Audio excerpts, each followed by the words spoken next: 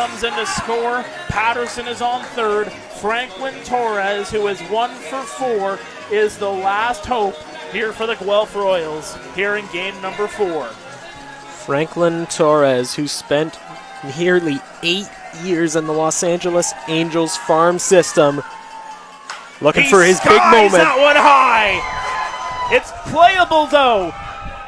The catch is made. Can he see Joe? The Barrie Bay Cats are IBL champions for 2024. Barrie has won their 8th and their first since 2019. They have swept the postseason. Sweeps against the Maple Leafs,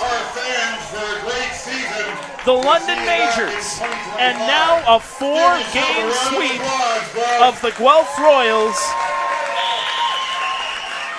It's the first time that has been done in the IBL since 2017. A 6-2 victory caps it off as we will get set for the trophy presentations.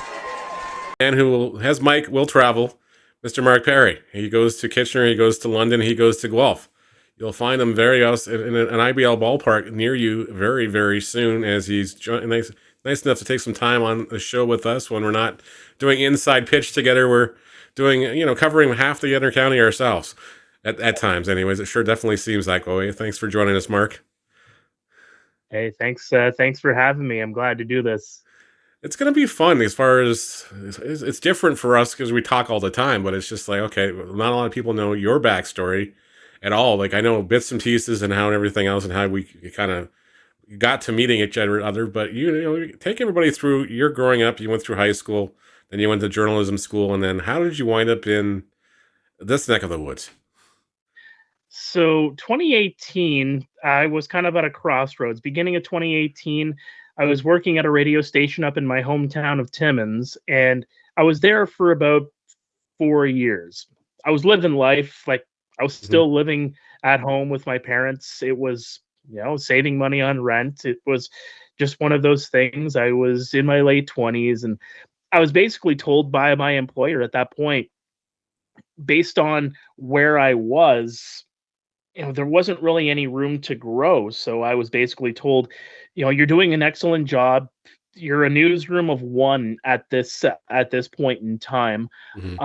If you want to move up, you kind of have to figure out where is next.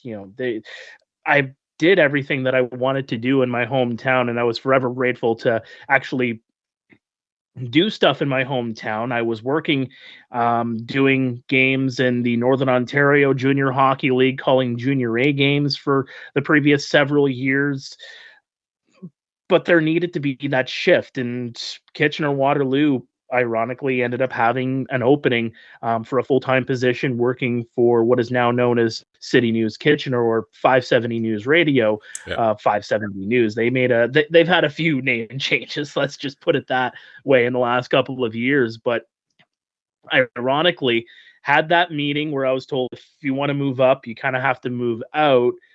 The next day, saw the posting, ended up going up, and within 2 days, got an interview, and within a day after that, they said, hey, how would you like to move to Kitchener-Waterloo?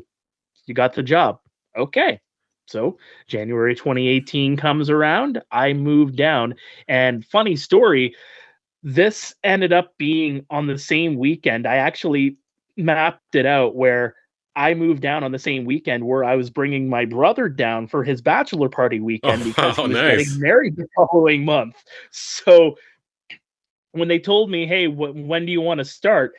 We had already set out a plan to spend the weekend in Toronto with us and a couple of friends. And I said, hey, how about the Wednesday after this thing that I have for the bachelor party? So I wrote my brother and helped me move down at the same time of doing the bachelor party weekend in Toronto. So we do the move. We ended up just dropping off all of my stuff in Kitchener-Waterloo. First time ever stepping foot in the city. Yeah, sure. I'm just going to drop off my stuff, leave it into this new place that I ended up renting out. So all my stuff is still in boxes, just sitting in the room for the entire weekend. Meantime, I'm having a time in Kitchener, in Toronto for this bachelor party, and at the same time, kind of figuring out, okay, I'm gonna be down here for, well, who knows how long. I mean, it's Yep. 8 years later. I was never good at math, but 7, 8 years later, here I am still living in Kitchener Waterloo and helping out with the Guelph Royals organization, and really establishing my footprint over the last several years. Whether it's hockey, whether it's obviously baseball, the reason why we're talking here today, doing lacrosse, football, I mean, you name it, I've done it already here in KW, and it's been a blast. Let's just put it that way. Yeah. So growing up, who were some of the role models? Who did you model your broadcast after? Because I know you've also got. We'll get into it. The relationship you got really tight was kind of jealous of, but that's kind of cool too. We'll get into that one afterwards. So Well, I'll say the name right now. Joe Bowen is yeah. definitely a guy I looked up to as a broadcaster. Hockey was always my first love. I mean, growing up in Timmins, we heard a lot of the stories of, the original Six era, the tale of Bill Barilko, Mm-hmm. and the lake that he was supposed to return to was about a 15-20 minute drive from my house. Oh wow. Like his story is entrenched in hockey history. Frank Mahovlich, I was lucky enough to meet him when I was a reporter up in Timmins as well. He was a guy that, really, helped. Father Les Costello, the Flying Father, the priest that previously won a championship with the Toronto Maple Leafs in 1948, ironically was the pastor at the church that I ended up attending as a Wow. kid growing up. And the whole story with him is always, we're going to get through this sermon on a Saturday night, but we're going to make sure everybody gets home in time for the Leafs game, because at that point in time the Leafs didn't start their games until 7:30. So Yep. you do a 35-40 minute sermon, okay, everybody out, let's get home, make sure the game is on in time, and get it going. So I mean, a lot of those stories floated around our city over the years, and that kind of shaped how much I loved sport, really. And hockey was kind of the start of it. But obviously, growing up, here in Canada, the Blue Jays were such a big attraction too. The Tom Cheeks of the world. I would Yep. listen to him. I would listen to Jamie Campbell before he was doing Blue Jay Central and winning 50-50 draws in Kitchener. He was calling the games for the Toronto Blue Jays, so he really helped shape what I was doing as a broadcaster, in terms of baseball, because there is such a difference in the way you call a baseball game versus the way you call a hockey game. So, I mean, Jamie Campbell was one of those guys, but also, you think about the storytellers like Ron McLean Yep. and what he was able to bring into the fold, and what he still brings to the fold with Hockey Night in Canada, being able to, tell the story and really shape what the story is. And then you look at some of these regular broadcasters now, Chris Cuthbert is a guy I really look up to. I'd be remiss if I didn't mention, Bob Cole was another guy that I remember listening to fondly, and a lot of the goal calls that he had. I still have the Passion Returns VHS from the Maple Leafs 93 run, with Joe Biden hosting it. Yeah. Nikolai Borchevsky has scored for Toronto. Like, that still rings in my head Yep. to this day. I mean, I've had so many influences in so many different sports, but those are some of the keys that I remember, well, even to this day, and still those voices shape who I am today. I try to put my own spin on it, but there is a little bit of Joe Bowen in there. There is a Yep. little bit of Bob Cole in there, and to a lesser extent, the Ron McLean. I know he didn't really call games per se, but No. as a host, he's a guy that really kind of helped shape, how I structure stories, really, and how you're able to have kind of a bookend to things, and that's something that that sticks with me to this day. So now, with your journalism background and everything else, and then you came to Kitchener. How did you get involved with the Panthers originally? Was it just through Rogers and everything else, or was it through something else? So the people of Rogers, great were great to me in the years that I was there. I did a lot of long shifts. This was Yep. of my own volition. I just want to put that out there right now. I chose to do 10, 12-hour days just because it was fun. I was looking to get myself entrenched in the community that I had no knowledge of whatsoever, and Hmm. figure out what makes Kitchener Waterloo tick.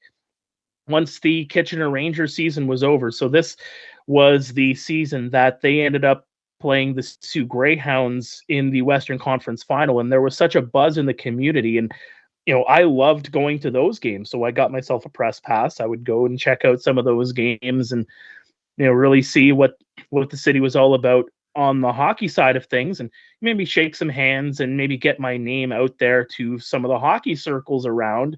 And hopefully in one day I might be able to parlay that possibly into helping out on the radio feed sometimes, whether it was helping out possibly someday on the TV side of things. Hmm. Yes, there was a little bit of a kind of a mission, if you will, in doing that. But overall, I really wanted to entrench myself in the community. When the season was done for hockey, I was wondering, hey, what comes next? Well, hey, the Kitchener Panthers are starting up. Well, what's the Kitchener Panthers?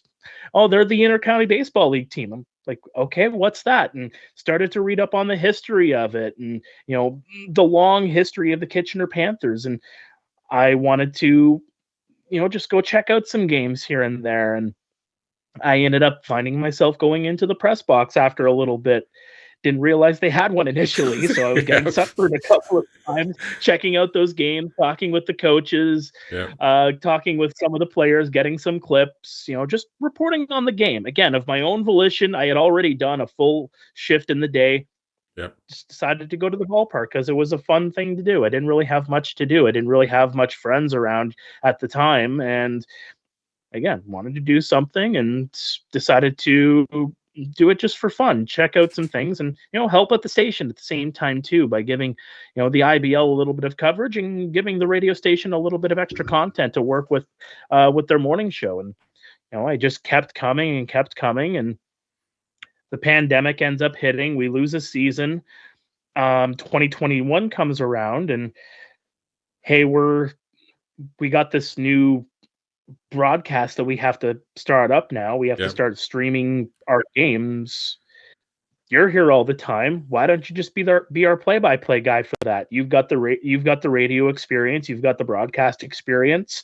We see you doing some of your hockey things as well, because I was still doing spot Yeah. starts in the OHL at that point in time. And sure enough, the 2021 that's ended up being my first year covering the Kitchener Panthers as the play-by-play broadcaster. And on the back end of things, we slowly ramped up the quality of the broadcast. Yep. Little do people know, 2021, the entire season, the entire setup was a microphone plugged in, handheld, and plugged into an iPad.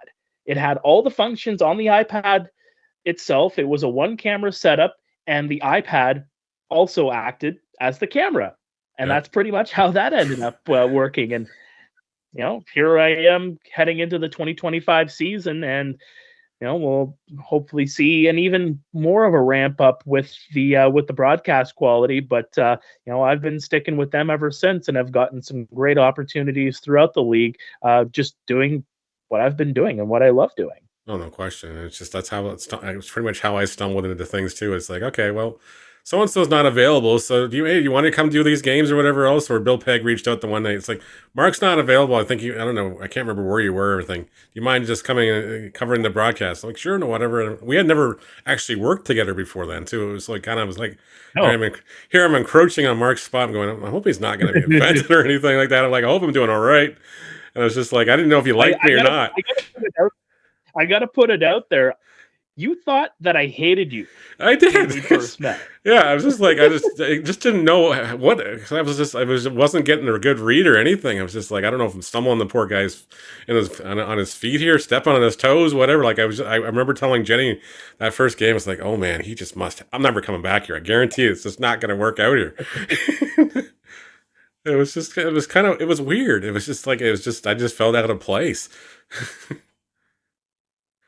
Well, safe to say I don't hate you, bud. No, I know. We're doing a podcast. We're doing a come on. podcast now. We gotta get along now, as far as that stuff goes. And of course, not only people know that, I guess if they listen to us do games and everything, they know we're wrestling fans. So with the big news and everything else that's been going on with the Elimination Chamber last week and everything else, it's just been, we're recovering from the shock slowly.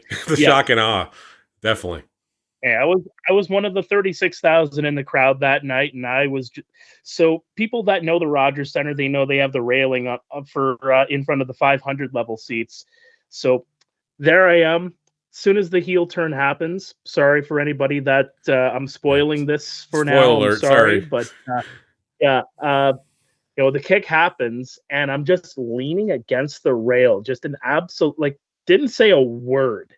And I'm just watching this whole thing unfold, post heel turn, the beatdown of Cody Rhodes. And I'm like, I just could not believe it. And, for people that go to wrestling shows, you can kind of have that buzz in the air, right? Like you'll walk around in the concourse, you'll hear the woos. Yep. Now you'll hear the yeets with the Jey Usos. Like there's such a buzz before the event. When we left the concourse, it felt like the Blue Jays had just got blown out 12-1. Yeah. Like you can feel the chat. There was a little bit of chatter, but there was just that shock and awe in the air of what did we just witness? Yeah. It was unbelievable. It was crazy. Like I remember reading your tweets and getting text messages from the other people that I know that were going through the wrestling and everything else. It was just like, wow. And then getting up the next morning going, kind of just had this weird buzz. Did that really happen, or did I fall asleep halfway through it? And checking my phone, going, "No, I didn't fall asleep through it. It actually happened." So it's just one of those weird things.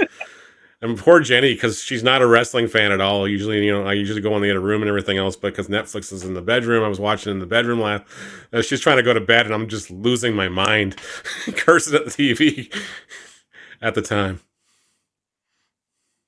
Yeah, it's unbelievable. I love wrestling. I mean, it's such a great form of entertainment. I mean, people, it's fake. It's fake. It's entertainment. It's predetermined.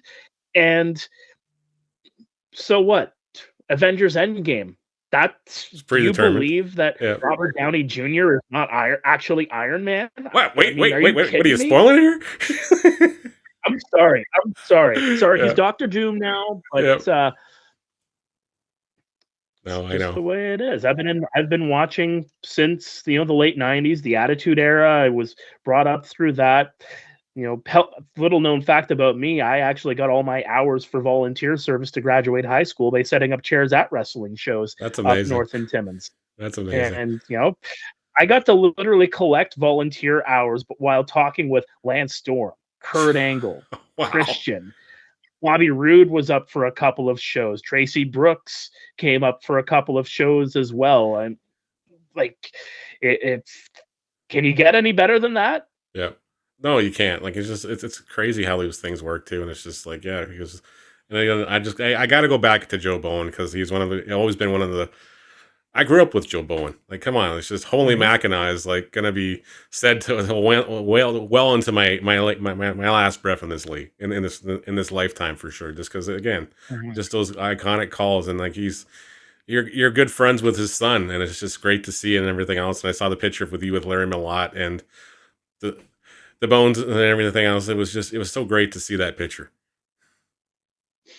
He's such a great just human being, really. Yeah. I mean, what you see and what you hear on the air, he is exactly the same person off the air too. I mean, throw in a couple of S or F bombs in there, if you will, sometimes. I mean, we all do it. It is what it is. But he's such a jovial and such an energy person. He brings energy to a room, and he's such a great person to be around, and pick his brain. He's got so many stories from his broadcasting career, and it was just a happenstance, right? I mean, the job for the Sudbury Wolves radio crew ended up opening up. David ended up getting the job, and I had known from the previous person that had the job, like he was asking around for color commentators, and for the record, I would have done this for anybody that was hired. It wasn't just because it was David Bowen that got hired Yeah. to do this. But I had reached out and said, hey, I know the last person, he was looking for color commentators to fill in. And at this point, I was still looking for reps. And, that's how you get good as a broadcaster. Is it's all about the reps. It isn't just something that comes with, the experience of, hey, I've been around for this long. It's the amount of times that you do it. It's the repetition. That's how you get good at this job. And I had asked them, hey, can I fill in and do some color with David? And sure enough, they put me in touch with David. We hit it off, and I've been doing games with him for the last 3 seasons. Whenever I have the opportunity to do so, whenever I can travel, obviously my day job comes first, and being able to run into him. Joe actually was at the first game that me and Dave did together in Mississauga a couple seasons ago, and immediately hit it off. And I've been able to keep in touch with him ever since. He was, as you alluded to, he was in Guelph for Family Day, helping out.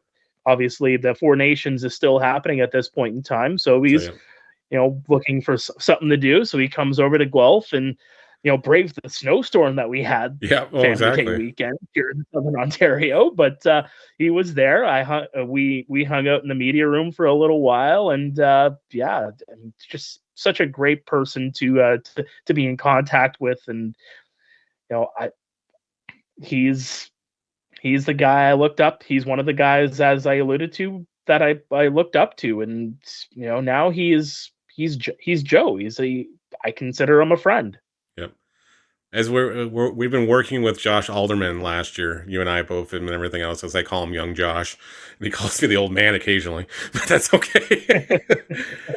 So if we have Josh and we have everybody else, what kind of knowledge would you like to impart onto the younger guys? I know you definitely both took turns last year, just trying to get Josh to find his own comfort level and everything else as far as his own groove. What would you impart knowledge on to another group of the next level of broadcasters coming through our league and just in general? As what should they focus on? Because the media business is definitely very cutthroat, very changing all the time too. So what would you focus on?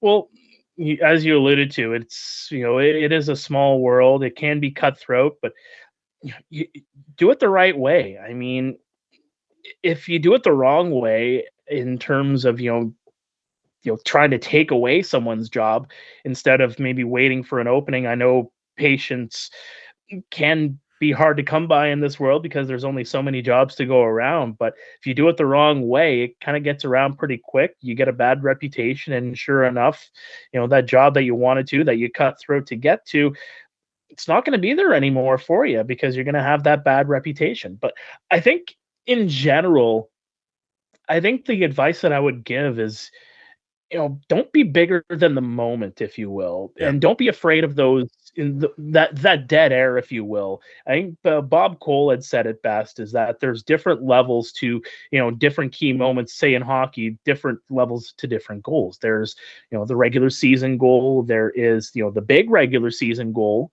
There's the big. There's a playoff goal. There's the big playoff goal, and then there's the goal, the Stanley Cup championship winning goal, and elevate the way you're calling the game that way, I guess, in my opinion, is, because if you're going to call a regular season goal the same way that you would call a Stanley Cup winning goal, well, there's levels to it, right? Yeah. You're not going to get as excited for that Stanley Cup winning goal because you're calling it the exact same way you're calling a regular season goal. That's just, I think, in my opinion, that was always some sound advice that I was able to read up about. And again, when I allude to the dead air, I mean, I think there's a lot of younger broadcasters that are out there that might be scared of having dead air. Oh, I have to fill this. I have to fill this. Sometimes the environment does all the talking for you. If there's a big moment, say a big home run in a baseball game, and the crowd is going absolutely nuts, that's your moment. Yeah. That's your sound bite. You let the crowd speak for you. You don't have to override them and say, "Oh my goodness, this is a big home run. This is a big home run. Holy." holy Mackinac. Yeah. The fact of the matter is, they're the moment for you. Let that crowd speak for you, because nothing that you're going to say is going to be as big as that crowd is making that moment, because that crowd is going absolutely bonkers. Yeah. Let that crowd be the soundtrack to a big moment. Yes, narrate it and come in when you need to, but Hmm. you know, sometimes it's better to let things breathe and let things play out the way they do, instead of, oh my goodness, I have to fill this, I have to fill this time, I have to fill that time. Oh, what am I going to do? I think that would probably be my biggest advice that I would pass on to other people. And I think the other thing too is that, with the experience that I have doing hockey, baseball, all these different sports, is that there are different ways and different pacings that you have to get adjusted to call different sports. Yeah. You're not going to call a hockey game the same way you're going to call a baseball game. Baseball is such a story based kind of sport. You have to let the story speak out, let it breathe. I mean, that's you see so many legendary broadcasters that are able to, stretch things out in a sometimes 3.5 hour game. I know the IBL is trying to cut that down, Yeah, we're but trying. a 3.5 hour game, you're able to stretch out these stories and tell the stories, and be a narrator for the guy that's going up to bat. Tell the story a little. You're going to tell the story a little bit different than if you're a color commentator in hockey, and maybe you have 15-20 seconds to tell a sound bite of a player that just made a great play before you have to let it go back to the play-by-play announcer to continue on what Hmm. is happening on the ice at that particular time. That would be another piece of advice that I would give. That's awesome. All right, I'm going to put you on the spot. Favorite, I guess, moment from last year. What was your favorite call last year? My favorite call is probably the last call that I made in the IBL last season, because for the first time I was able to have the call of the final out for a championship. And only a select few people in this league in particular, because streaming is just getting started here in Yeah. the IBL, only a select few have been able to do that. And to be able to do that, I think, was just so very, very special, and something that I'm gonna always remember. And I've been able to call some big moments in sport in the last decade or so, not necessarily at the professional level, but you always remember those kind of moments. Hmm. I still remember calling the championship winning last 10 seconds in the Northern Ontario Junior Hockey League loop in 2013. I still remember, a couple of days later, in fact, after the IBL call, I was the play-by-play broadcaster that called the Mann Cup Championship for lacrosse, the Major Series lacrosse, and the storied legacy that championship holds.